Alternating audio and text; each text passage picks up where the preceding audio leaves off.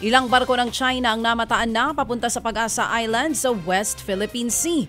Ayon yan sa isang U.S. maritime expert. Sabi ni dating U.S. Air Force official Ray Powell, 21 barko ng China ang lumipat sa naturang isla. Pinaniniwala ang kabilang ang mga ito sa mga barkong nakatambay sa Ayungin Shoal nang bombahan nila ng tubig ang mga vessel ng bansa.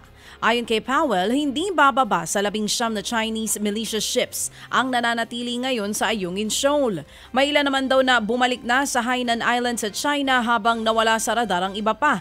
Kasunod ito ng lumalalang alitan sa pagitan ng China at ng Pilipinas, kasunod ng pambobomba ng tubig sa mga nagdala ng supply sa BRP Sierra Madre.